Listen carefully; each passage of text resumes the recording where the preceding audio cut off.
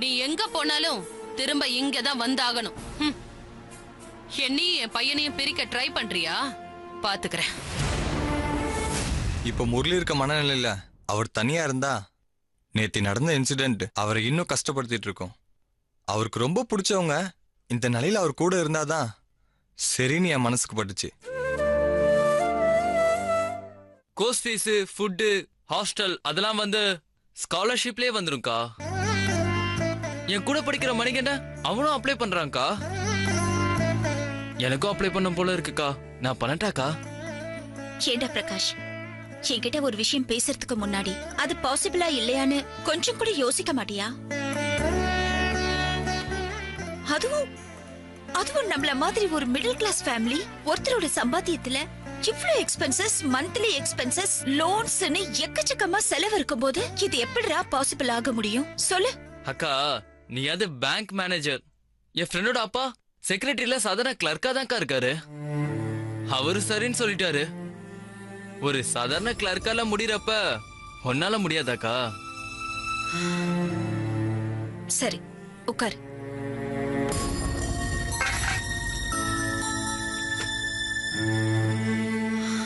இத பாருடா, ஒரு விஷயத்த பேசுறதுக்கு முன்னாடி அத நாம சரியா பேசுறோமா இல்லையான்னு நல்லா யோசிச்சு பேசணும். ஒரு விஷயத்த ஆசைப்படுறதுக்கோ கனவு காண்றதுக்கோ நீ யோசிக்க தேவையில்லை. ஆனா அது நிஜமாகணும்னா கண்டிப்பா அத பத்தி யோசிக்கணும்டா. இத பாரு, உன்னோட ஃப்ரெண்டோட அப்பா ஒரு சாதாரண கிளர்க்காவே இருக்கலாம். ஆனா அவரோட ஃபைனான்சியல் ஸ்டேட்டஸ பத்தி உனக்கு தெரியுமா? தெரியலனா அது உன்னோட தப்பே கிடையாது. ஆனா உன்னோட அக்காவோட ஃபைனான்சியல் ஸ்டேட்டஸ பத்தி உனக்கு நல்லா தெரியும்ல? தெரியலனா நல்லா தெரிஞ்சுக்கோ. You know something? என்னோட salary 50,000. ஆனா லோனு, மந்த்லி எக்ஸ்பென்சஸ், உன்னோட ஸ்டடீஸோட எக்ஸ்பென்சஸ், PF அதெல்லாம் போக என்னால மிஞ்சி போனா 5,000 rupees தான் சேவ் பண்ண முடியுது. அதுவும் ஏதாவது ஒரு ஹாஸ்பிட்டல் செலவு, அவசர செலவுன்னு ஏதாவது வந்துருச்சுன்னா அதுக்காக கஷ்டப்பட்டு சேவ் பண்றேன்டா. இத பாரு, எல்லாத்துக்கும் ஒரு லிமிட் இருக்கு. படிக்கணும்னா படிச்சுக்கிட்டே இருக்கலாம். ஆனா நம்மள மாதிரி ஒரு மிடில் கிளாஸ் ஃபேமிலினால அது எவ்வளவு கஷ்டம், அது முடியுமா இல்லையான்னு நீதான் யோசிக்கணும். எனக்கும் IAS படிச்சுட்டு கலெக்டரா வரணும்னு ஆசையா இருந்தது. அட்லீஸ்ட் குரூப் 1 எக்ஸாம் எழுதிட்டு கஸ்டம்ஸ்ல, சேல்ஸ் இல்லனா கமர்ஷியல் டாக்ஸ் டிபார்ட்மெண்ட்ல ஆபீசரா போகணும்னு ஆசையா இருந்தது. ஆனா நம்ம ஃபேமிலி சூழ்நிலை அப்படி. பேங்க் எக்ஸாம் எழுதிட்டு உடனே வேலைக்கு போனேன். அப்போ எனக்கு எவ்வளவு கஷ்டமா இருந்திருக்கும்.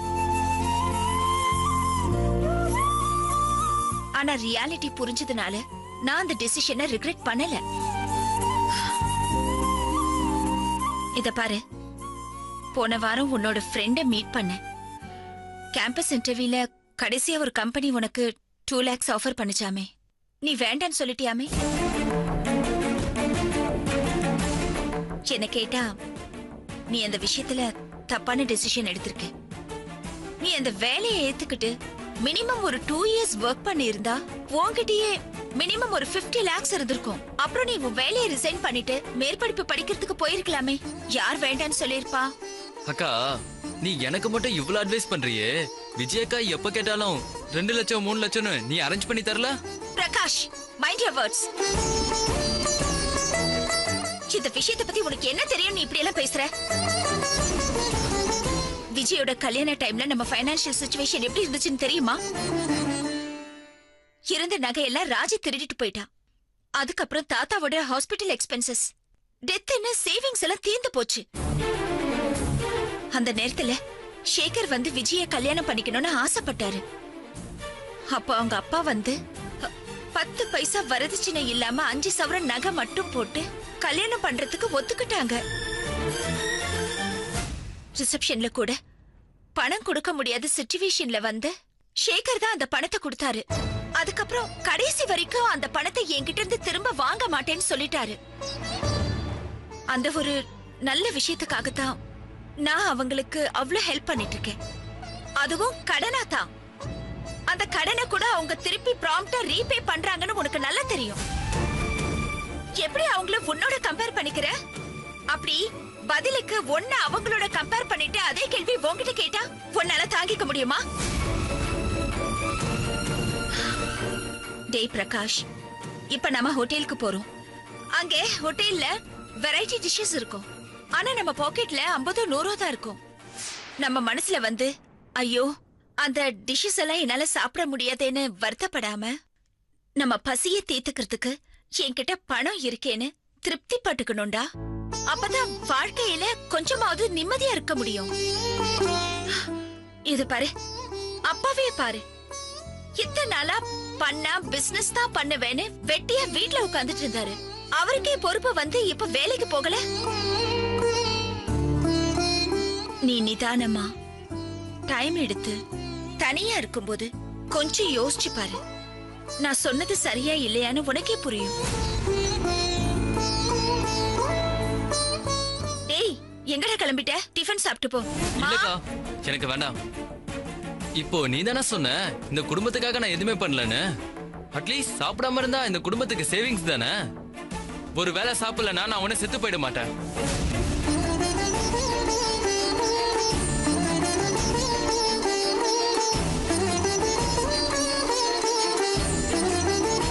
திமிர் பிடிச்ச கழுத கஷ்டப்பட்டு படிக்க வச்சு காப்பாத்துறவள குறை சொல்லிட்டு போறான். சாப்பிடாம போயேன். ஒருவேளை என்ன சாப்பிடாமே இருந்தா இன்னும் எவ்வளவோ மிச்சம்தான்.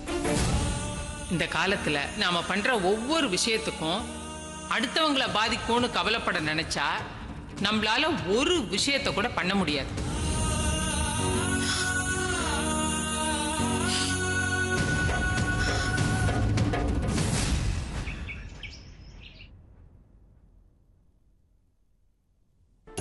ஆஹா, இன்னைக்கு ஃபைல வச்சுட்டு போயிட்டாரா?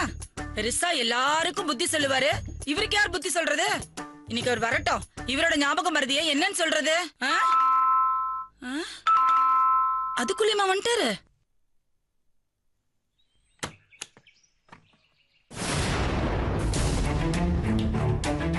அண்ணே, என்னண்ணே இது இப்படி திடுதிப்புல வந்து நிக்கிற?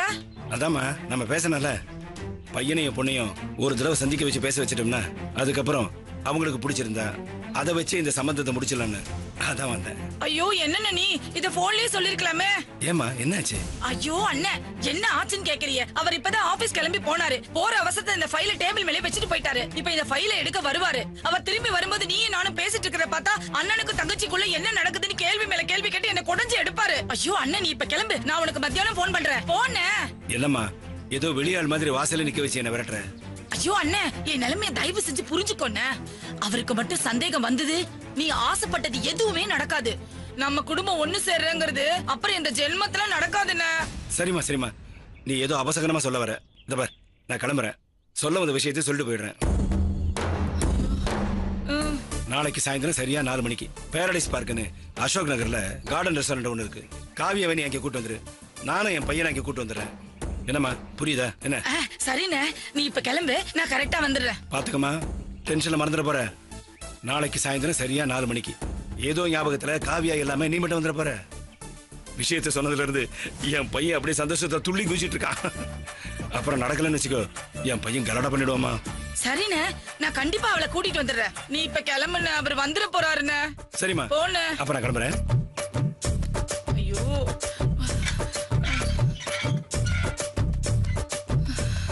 அப்பா முருகா, நல்ல வேளை அவர் இப்ப வந்தாலும் அண்ணனை மட்டும் பாத்திர கூடாது.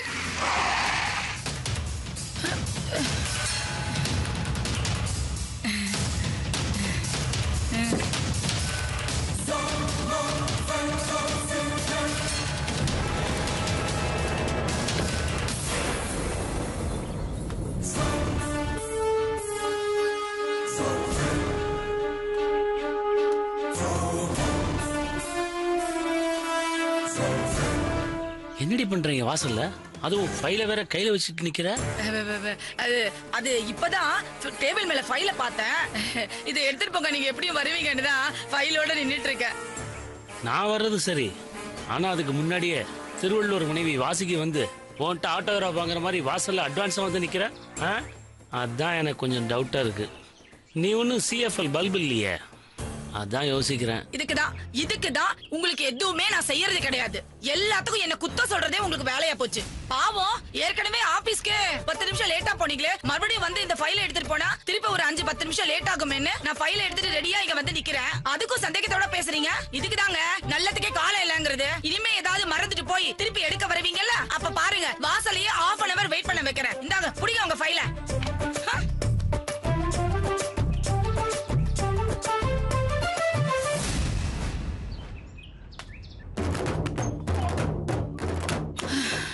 அப்பா முருகா, நல்ல வேளை என்ன காப்பாத்திட்ட. கண்டிப்பா இந்த செவ்வாய்க்கிழமை வந்து உனக்கு பாலாபிஷேகம் பண்றேன்.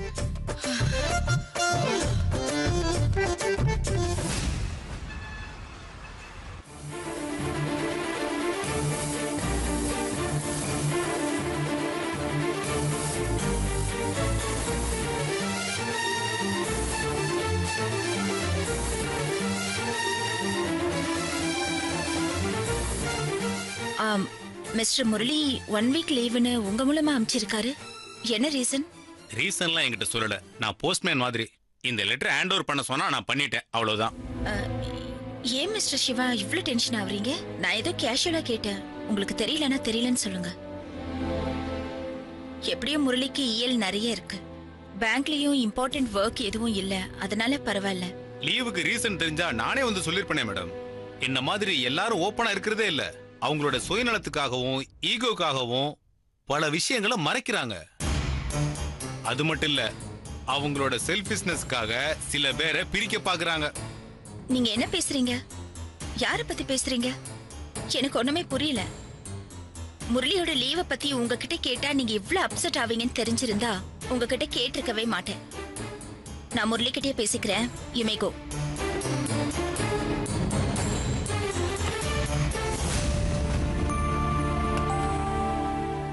என்ன நடந்துச்சு? சிவா இப்படி பிஹேவ் பண்றாரு இன்னைக்கு. என்னமோ.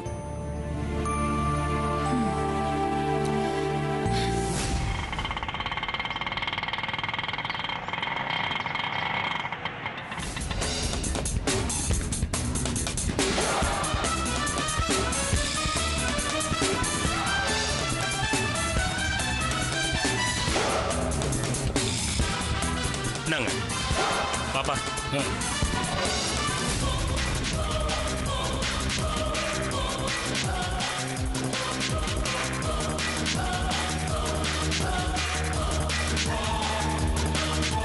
பா என்னப்பா சுத்தி முத்தி பார்த்துட்டு இங்கே நிக்கிற? என்னடா இது? இதை பார்த்தா நம்ம காவியா மாதிரி பொண்ணுங்க வர ஹோட்டல் மாதிரி தெரியலையே. ஏதோ நம்ம ஊர் ஏரிக்கரை வெட்டவெளி மைதானத்துல பொருட்காட்சிக்கு ஸ்டால் போட்ட மாதிரில இருக்கு. டேய், காவியா ரொம்ப வசதியான பொண்ணுடா. இங்க ஏசி கேசி கூட இல்லை போல் இருக்கேன். உன்னை நம்பி இந்த இடத்த வர தங்கச்சி கிட்ட சொல்லிட்டேன்.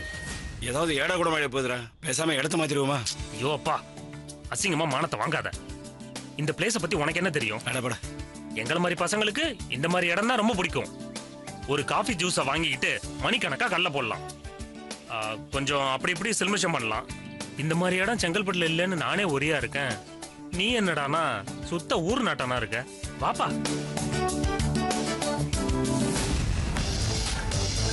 அங்க உட்காரலாம்ப்பா.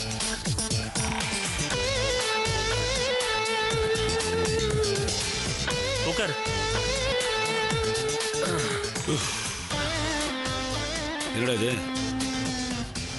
Sir, order please. 1 மினிட். என்னப்பா சாப்பிட்ற? காஃபியா இல்ல ஜூஸ், மில்க் ஷேக் இது மாதிரி ஏதாவது குடிக்கிறியா? ஏண்டா ஷேக்குங்கிற சரக்கு கிடைக்குமா? 2 cappuccino please. 2 cappuccino. Okay sir. ஏப்பா அறிவே இல்லையா உனக்கு? ஏன்பா இது காஃபி ஷாப் மாதிரி, இங்க சரக்கெல்லாம் கிடைக்காது. நீ வாயை திறந்தாலே எல்லாம் சொதப்பிடுது.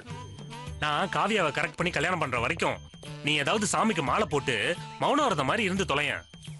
ஏண்டா நான் என்ன தப்பு பண்ணிட்டேன்? வந்ததுல இருந்து நொட்ட சொல்லிட்டே இருக்க. நீ ஒண்ணுமே பண்ணலையா? எங்க என் மூஞ்சியை பார்த்து சொல்லு. அப்பன்னு கூட பார்க்க மாட்டேன், அப்படியே அப்பிட்டு போயிடுவேன். சாயங்காலத்துல மப்பு ஓவர் ஆயிடுச்சுன்னா என்ன பண்ணும்? பாய் கடையில பரோட்டா சால்னாவோ இல்ல கொத்து பரோட்டாவோ பார்சல் கட்டிட்டு ஒரு ஆட்டோ பிடிச்சிட்டு வீட்டுக்கு வந்துடணும். வீட்டுல வந்து ஆஃப் ஆயில் போட்டா கூட எவனுக்கும் தெரியாது. டீசெண்டா ஊருக்குள்ள நல்ல பேர் எடுக்க முடியும். அதை விட்டுட்டு அந்த குத்தகைக்காரன் வீட்டுக்கு போய் கலாட்டா பண்ணுவியா? அதுவும் பொம்பளைங்க கிட்ட. இப்போ அவன் மாமா கிட்ட சொல்லி பிரச்சனை பண்ண, அத்தை பொண்ணை கூட்டு வர மாட்டேன்னு ஸ்ட்ரிக்டா சொல்லிடுச்சு. இந்த கன்றாவி கூத்தெல்லாம் யாரால? ஏதோ அத்தை கித்தன்னு போன்ல காலில் விழுந்து கெஞ்சி கூத்தாடி அவங்க இங்க வர்றதுக்கு சம்மதம் வாங்கியிருக்கேன். இதெல்லாம் தேவையா? இன்னொரு தரம் இப்படி பிரச்சனை பண்ண வச்சுக்கிறேன் உனக்கு கச்சேரி. சார் கேபிஷன் வைங்க.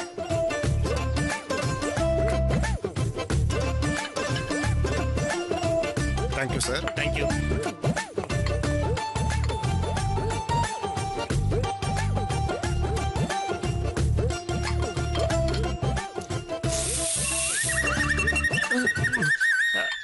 எப்பா கழனி மாடு கஞ்சி தொட்டில வாய வைக்கிற மாதிரி குடிக்கிற? டீசெண்டா குடிப்பா. அவன் பார்த்தான்னா நாளைக்கு உள்ளாரே விட மாட்டான் உன்னை.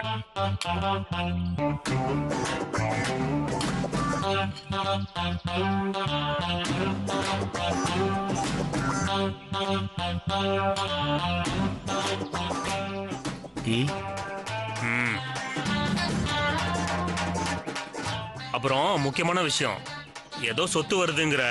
நாளைக்கு காவியாவை பார்த்த பிறகு எனக்கு பிடிச்சிருந்து பொண்ணு ஓகே கரெக்ட் பண்ணி கல்யாணம் பண்ணலான்னு நான் முடிவு பண்ணா உனக்கு நான் இப்படி சிக்னல் கொடுப்பேன். பிடிக்கலன்னு வச்சுக்கோ. சொத்து வருதுங்கிற காரணத்துக்காக உன் தங்கச்சி ஆட்டம் பூசணிக்காக புடவை சுத்துற மாதிரி காவியா இருந்தான்னு வச்சுக்க, திரும்பி பார்க்காம போயிட்டே இருப்பேன் சொல்லிட்டேன். உனக்கே தெரியும், மதுராந்தகத்துல செங்கல் சூளை மணல் கான்ட்ராக்டருக்காரன் பொண்ணு என் கூட ஓடி வரதுக்கு ரெடியா இருந்தும் பொண்ணு சுமாரா இருக்கிற காரணத்தால தான் ஸ்கூட்டி விட்டு எஸ்கேப் ஆகி வந்துட்டேன். டேய், அந்த பொண்ணு மாதிரிலாம் இல்லடா காவியா. சும்மா அம்சமா பாக்குறதுக்கு மகாலட்சுமி மாதிரி இருப்பாடா. இந்த பாருப்பா, மகாலட்சுமி மாதிரி இருந்தா கண்ணாடி படம் போட்டு பூஜை ரூம்ல வச்சு ஊதுபத்தி ஏத்தி சாமி தான் கும்பிடணும். குடும்பம் நடத்த முடியாது. என்ன கவுக்க நினைச்ச உன்னை கடாசி தள்ளிட்டு போயிட்டே இருப்பேன். டேய், குறப்பிரசவத்துல பிறந்தவரை ஏன்டா அவசரப்படுற? இந்த பார், காவியா நல்லா இருப்பாடா. உனக்கு எப்படி சொல்லி புரிய வைக்கிறது? இப்ப இருக்கிற ஹீரோயின்க மாதிரி இருப்பா, போதுமா?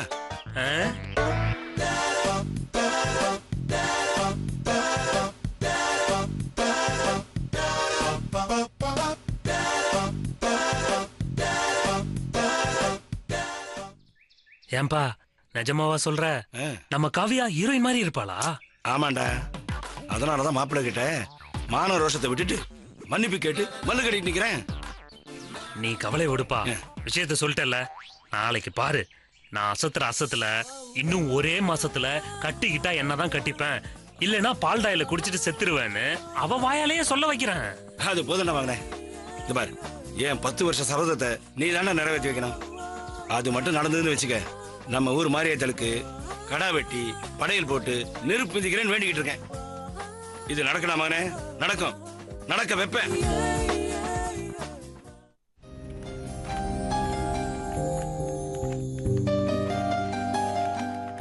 இந்தாங்க சார். என்விஆர், என்னப்பா ஃபைல் எப்படியா தூக்கி போடுறது? கொஞ்சம் மெதுவா வைக்கலாம்ல சார்? மெதுவா தான் சார் வச்சேன். இந்த பாரு, தப்பு பண்ணா தப்ப ஒத்துக்கணும், ஜஸ்டிஃபை பண்ணக்கூடாது. போ. இந்தாங்க சார்.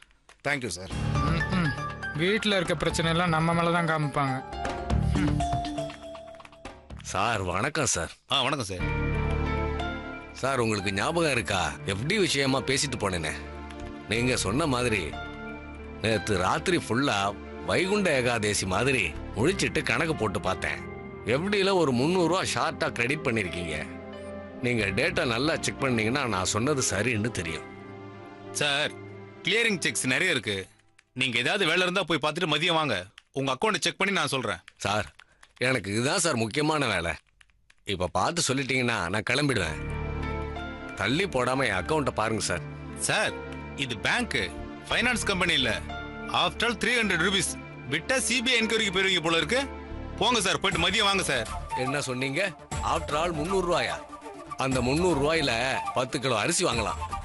ஏதோ மருந்து செலவுக்கு ஆகும். என் பேர குழந்தை ஆசைப்பட்டதை ஏதாவது வாங்கி கொடுக்கலாம். அதனால நீங்க 300 ரூபாயை குறைச்சு மதிப்பிடாதீங்க. என்ன மாதிரி ரிட்டையர்ட் பர்சனுக்கு மணியோட வேல்யூ தெரியும். 300 ரூபாய் விடுங்க, 1 ரூபாயோட வேல்யூவும் தெரியும். சரி, இப்ப நான் என்ன சொல்லிட்டேன்னு பட்டிமன்றத்தில் பேசுற மாதிரி பேசிட்டு இருக்கீங்க. என்னது? நான் சத்தமா பேசுறேனா? நீங்க பேச வைக்கிறீங்க சார். எங்க அப்பா வேலைக்கு போனப்போ அவர் வாங்கின முதல் சம்பளம் எவ்வளவு தெரியுமா? 300 ரூபாய்.